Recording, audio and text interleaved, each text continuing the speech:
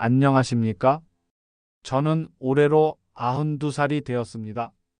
오래도록 의사로 일해왔고 지금도 현역으로 조금이나마 도움을 드리고 있습니다.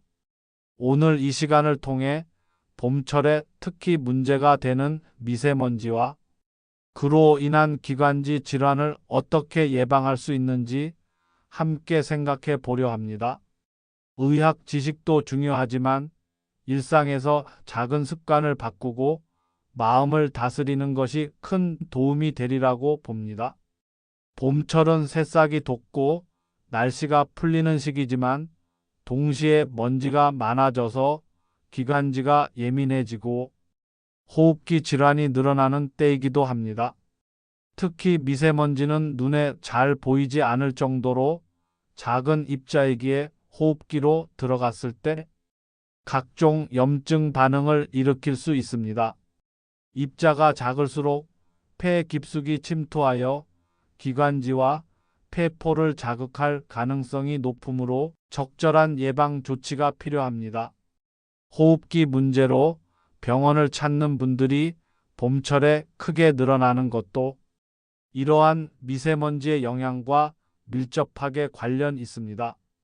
비염, 천식, 기관지염, 심한 경우 폐렴 증상까지 악화될 수 있으니 평소에 대비를 해두면 좋겠습니다. 많은 분들이 미세먼지 경보가 뜰 때에만 조심하지만 사실 봄에는 그 양이 예측 불가능할 정도로 변동이 큽니다. 기상 정보를 꼼꼼히 살피고 수시로 바깥 공기의 질을 점검하는 습관이 필요합니다. 실내 공기도 중요합니다. 집 안이나 사무실에서는 공기청정기를 적절히 사용하되 잦은 환기도 병행해 주는 것이 좋습니다. 미세먼지가 심하다고 무턱대고 창문을 다 닫아놓기만 하면 실내에서 발생하는 이산화탄소나 습기로 인해 곰팡이 등 다른 문제를 일으킬 수 있습니다. 일정 시간마다 잠깐씩 환기를 하여 탁한 공기를 바깥으로 내보내고 미세먼지가 높은 날에는 환기 횟수를 줄이되 매우 짧은 시간만 창문을 여는 식으로 조절하면 됩니다. 외출 시에는 미세먼지 차단 기능이 있는 보건용 마스크를 착용하는 것이 기관지 건강에 큰 도움이 됩니다.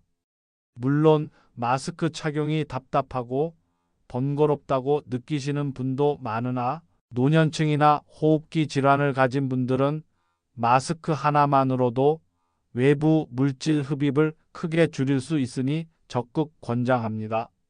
착용 시에는 코와 입을 완전히 밀착해 가급적 미세먼지가 새어 들어오지 않도록 하는 것이 중요합니다. 기온이 오르는 봄에는 황사가 함께 찾아오는 경우가 많습니다. 황사와 미세먼지가 겹치면 훨씬 더 기관지에 해롭습니다. 이런 상황에서는 가급적 야외 활동 시간을 줄이고 외출 후에는 몸에 붙은 먼지를 꼭 털어낸 뒤 샤워하여 피부 자극도 줄여주면 좋습니다. 머리카락이나 옷에 묻은 먼지를 씻어내는 것만으로도 호흡기 문제 발생 확률이 감소합니다. 물 섭취는 의외로 중요한 요소입니다. 평소보다 물을 충분히 마시면 기관지 점막이 건조해지지 않고 먼지가 들어오더라도 기침 등의 반응으로 배출이 좀 더 원활해집니다. 따뜻한 물이나 차를 마시는 습관을 들이면 상기도와 기관지를 부드럽게 보호해 줍니다. 반대로 목이 마른 상태가 오래가면 점막이 자극을 받아 염증이 더 쉽게 일어날 수 있습니다. 식생활도 주의해야 합니다. 봄철은 입맛이 오르면서 기름지고 자극적인 음식을 즐기기 쉽습니다. 하지만 지나친 자극은 기관지 점막에 부담을 줄 수 있으니 싱겁고 신선한 재료를 위주로 섭취하면 좋겠습니다. 채소나 과일은 면역력을 증진시키는 데 도움이 되고 기관지에 좋은 성분들이 많아 몸의 회복력을 돕습니다. 또한 규칙적인 식사로 몸의 리듬을 안정시키는 것도 면역 유지에 유익합니다. 운동 또한 호흡기 강화에 필수적입니다. 나이가 들수록 활동량이 줄어드는데 이 때문에 폐활량과 기관지 탄성이 떨어집니다. 미세먼지가 상대적으로 적은 실내 공간에서 가벼운 스트레칭이나 걷기 운동을 하면 기관지와 폐를 부드럽게 자극해 주어 호흡, 근육의 기능을 유지할 수 있습니다.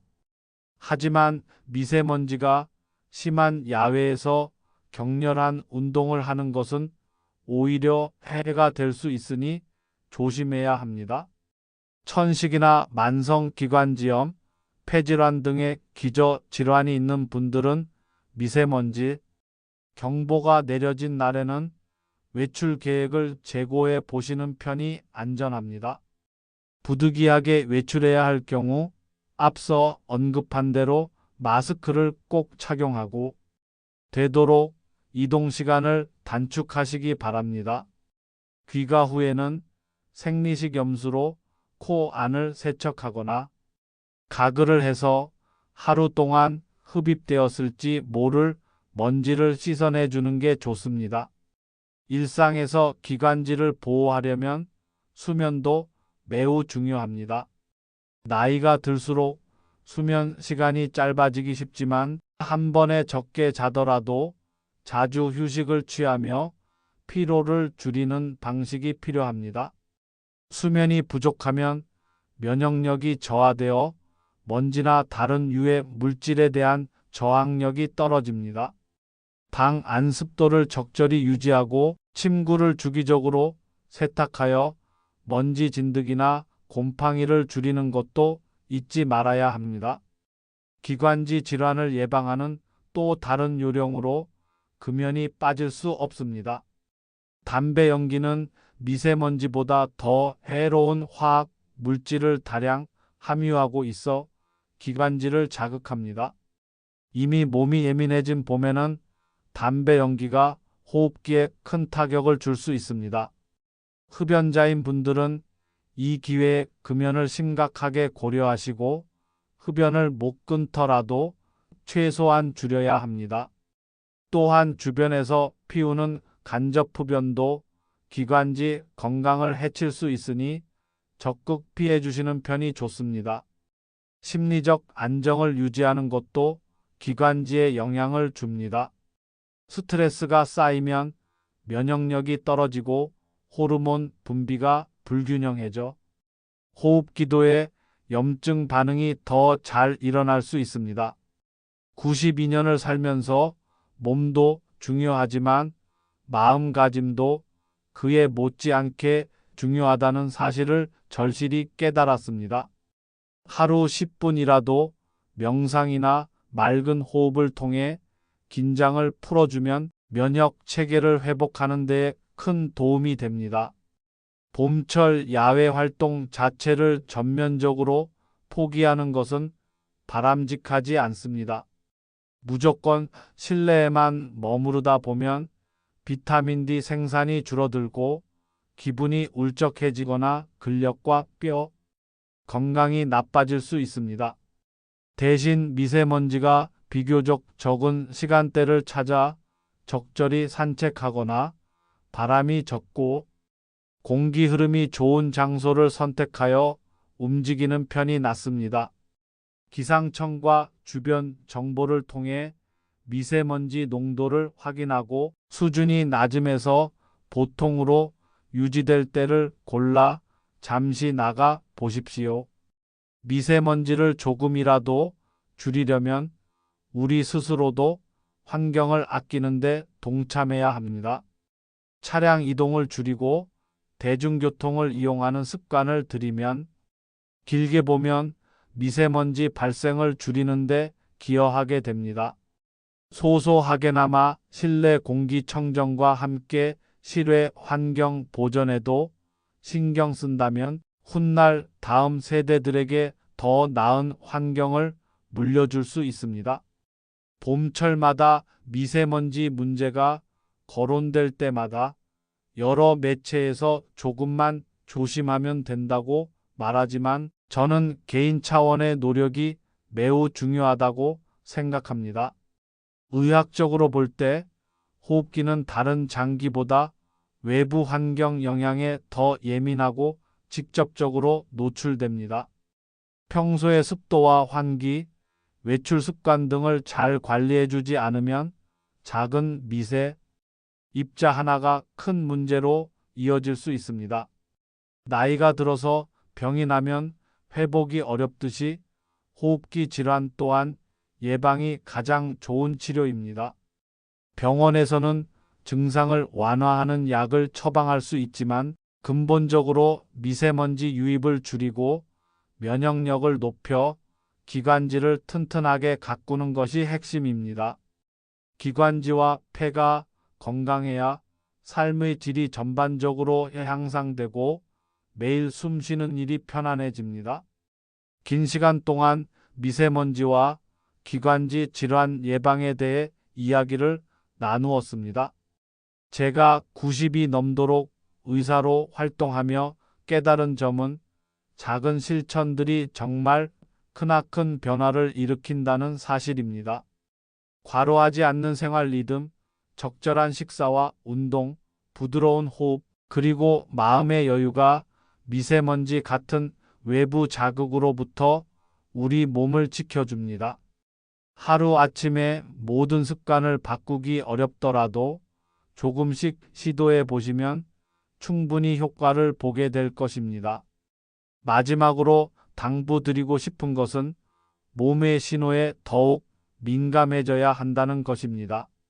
미세먼지 수치가 보통이어도 스스로가 호흡기에서 무언가 갑갑함이나 이상을 느낀다면 무리하지 말고 휴식과 적절한 관리에 들어가야 합니다. 증상을 가볍게 여기고 방치하면 노년에는 작은 문제도 크게 번질 수 있습니다. 주변 의료진과 상의하셔서 맞춤형 관리를 받는 것도 좋습니다. 결국 내 몸을 가장 잘 아는 사람은 자기 자신이니까요.